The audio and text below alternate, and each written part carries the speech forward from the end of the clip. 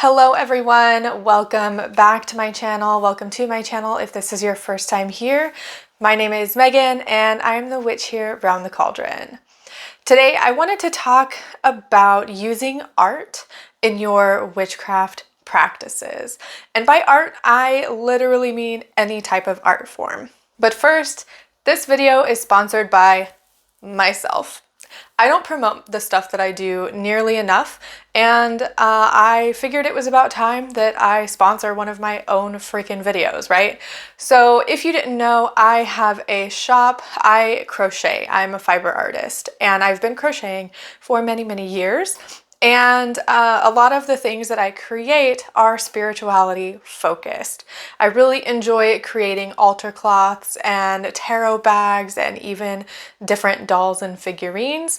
So yes, today's video is sponsored by myself.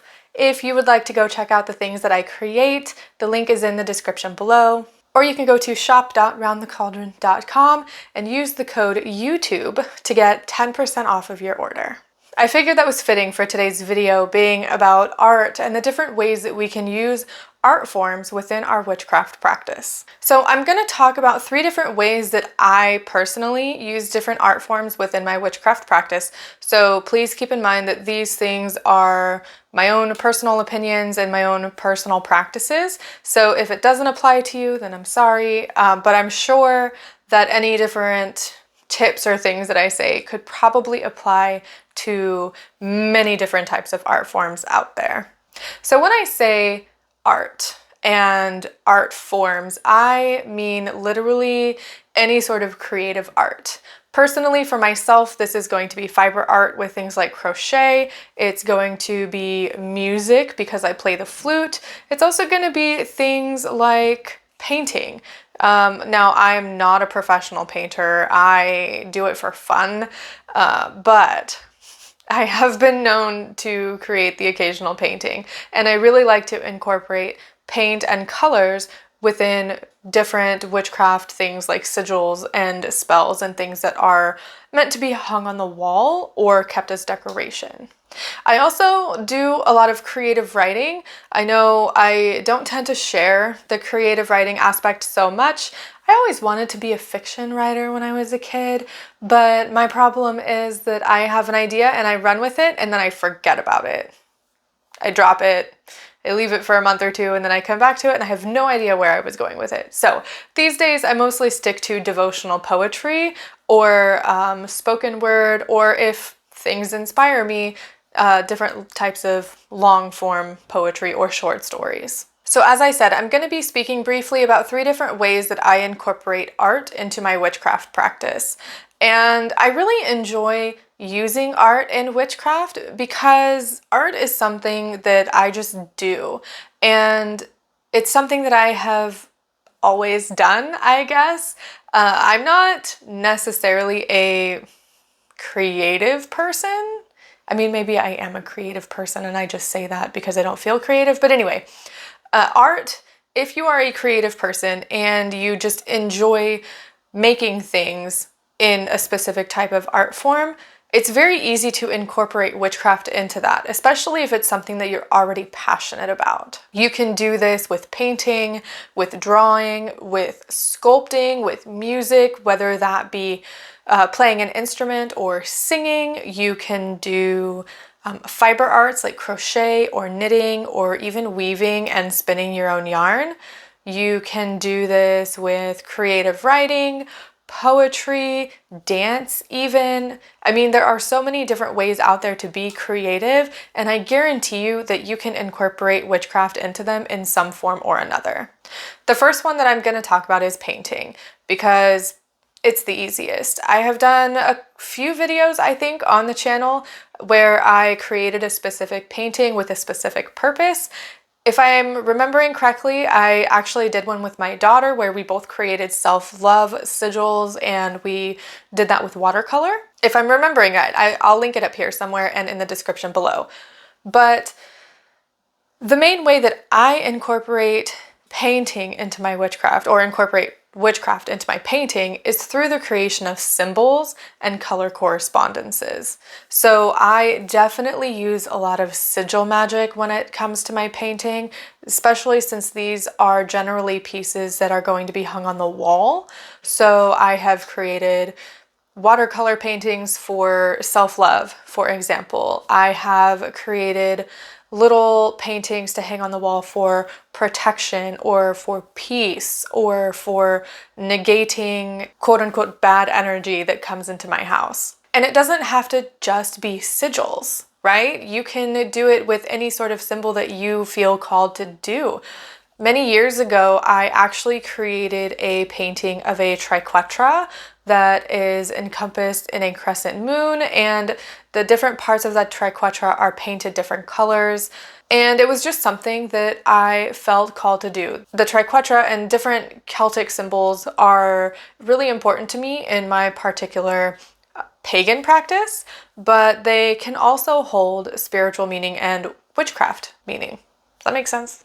It can be a spell on its own. You can incorporate different colors, different materials, different painting surfaces that all hold meaning. So we can talk about the different types of paint. You have acrylic paint, you have watercolor, you have oil paint, you've got spray paint, you've got, I don't know what other types of paint out there. I'm not a painter, I just buy what's at the store. But every different type of material can hold a different correspondence. And then every different color can have a correspondence. And your painting doesn't even have to be a sigil or a symbol or necessarily witchy in nature. It can be a painting of a tree that you imbue with a spell while you're creating it for a specific purpose. I would associate a tree with very grounding energy, maybe neutralizing energy, or just associated with the earth in general and being very rooted. Now, as I said, I generally do a lot of sigils when it comes to painting and even drawing, but through the whole process of when I'm creating these art pieces, it is sort of like a ritual. I generally try to have some incense, play some nice music in the background. I will focus on what it is that I'm doing, maybe have a chant or just an intention that I'm holding in my mind while I'm working with the particular energies of the materials that I have. The next one that I have is actually playing an instrument. Now, I personally play the flute, so this applies to woodwind instruments. In my experience anyway, but I'm sure it can apply to any other instrument that you have, including your voice. I like to play music when I'm cleansing a space. Sound is a very potent method of cleansing and clearing a space that you're in, and when you can play the instrument that is doing the work, you are putting your own energy behind it, and I find that it makes it more powerful and more effective. One thing that I'm experimenting with is actually the creation of sigils, because I like sigils, they're really easy to use, and playing them as the notes on my flute. So you know the process of creating a sigil. You have your phrase or your affirmation or whatever it is, you cross out a bunch of letters and you create a symbol. Well, when you play an instrument, each note corresponds with a different letter of the alphabet. So in this whole experiment that I'm working on, I create my phrase, my intention, my affirmation, what have you, and I cross out all of the letters that do not correspond with a note that I can play on my instrument. If I have double notes, say I have 2 B's in a row, I will hold the B for 2 half notes, so it ends up being a whole note. Then, I'll go back and forth between the letters that I have that I can play as notes, and it is a musical sigil. And then I can record that and play it however I want in whatever space I want to have that effect. And it's still an ongoing experiment, but it was an interesting thought for me, and I'm not sure if other people have done this too. If you play an instrument and you have created sigils in this manner, please, I would love to hear your experiences. But playing music is one thing that I hold very close to my heart. And honestly, I don't play my flute as much as I would like to. I'm just Honestly, I don't have the stamina for playing like I used to when I first learned how to do it, because you got to practice every day, right? I can't do that. But another way that you can use an instrument in your witchcraft practice is to raise energy. In whatever kind of work that you're doing, you know, we can play music and dance to raise energy, but you can also literally create music on your own to raise that energy. And I find in my experience that it's more effective for me because I'm closer to the music that is being created, and it is sort of trance-like, where, you know, I can play a song that I know by heart, or I can just play a bunch of notes together and come up with something on the fly and create a melody that goes with my intention and the mood that I'm trying to evoke for the work that I'm doing. I need to play my flute more. Now, the last one that I want to talk about is crochet, or fiber arts in general.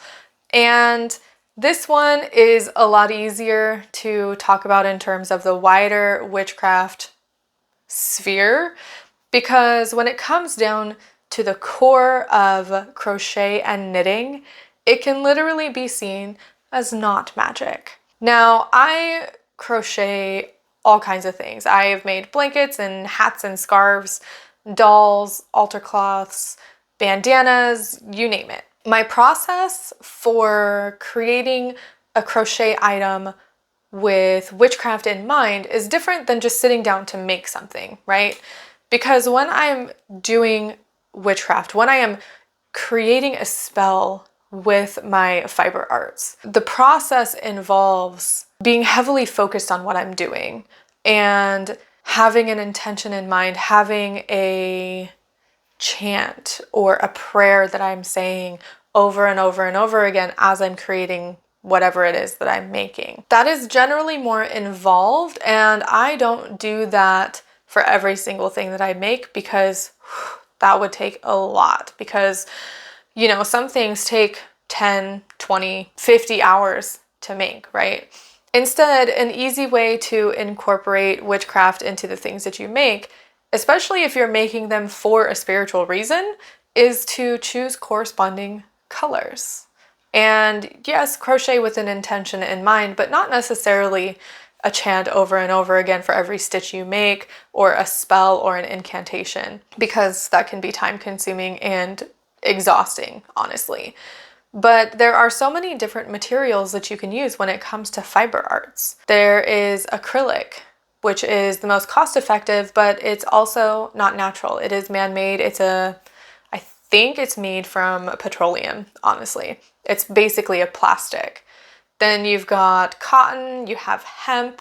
There are natural fibers like wool, alpaca wool, silk. It's exhausting how many different types of materials there are for crochet. But with the endless supply of materials, there's also an endless supply of colors and color combinations.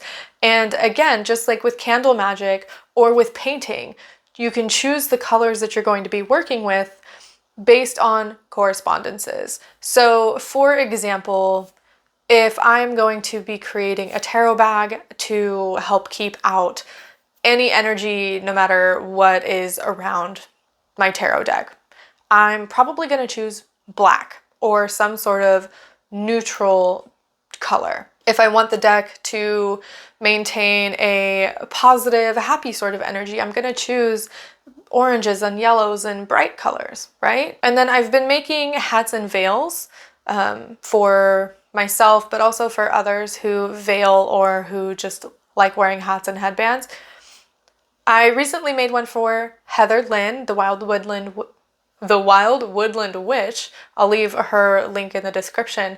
And it's a bright yellow color. I had a feeling that she could use an uplifting sort of happy energy, and I just decided to send it to her, right? Well, it turns out she needed it at the time, and she said that it's been very helpful. The work that I put into it, the energy that I imbued it with when I sent it, plus the golden color, all goes into creating a spell and weaving magic into the fiber that I work with. So no matter your art form, I hope this video has been helpful and given you some ideas of how you can start incorporating witchcraft into your art if that's something you want to do. There are so many different ways that you can be creative, so many different ways that you can bring your passion for witchcraft and your passion for your art together. And honestly, I think it's a really good thing to do for someone who has to keep their practice more secret. You know, not everybody can be out and open about their magical practice, even if they live alone, depending on where they live. And so using your art form with your witchcraft can be so simple and affordable, even depending on the art form, of course. I have friends who are artists. I have friends who are musicians. I have friends who create all different kinds of things with their hands, and some use it as a form of witchcraft. Some use it as a form of devotion. Some don't do any of it, and some do it all together. So let me know in the comments below if you incorporate art with your witchcraft or your paganism. I'd love to hear what it is that you do, what you're passionate about. Oh my gosh, today I just am having such a difficult time speaking. But yeah, let me know what you create. Let me know what your art form is, or if you plan on picking up something new to do as an art form, either because of this video, because maybe I inspired you a little bit, or because maybe you've just been thinking about it. Don't forget to check out my shop, shop.roundthecauldron.com, and use the code YouTube to get 10% off of your order. If you'd like to help support the channel and the things that I do here, you can join me over on Patreon at patreon.com/roundthecauldron for as little as $1 a month.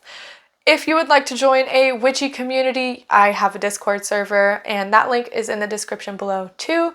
I hope to see you there if you'd like to join. And yeah, until next time, stay happy, stay healthy, stay magical, and most of all, create things that you enjoy. And I'll see you next time.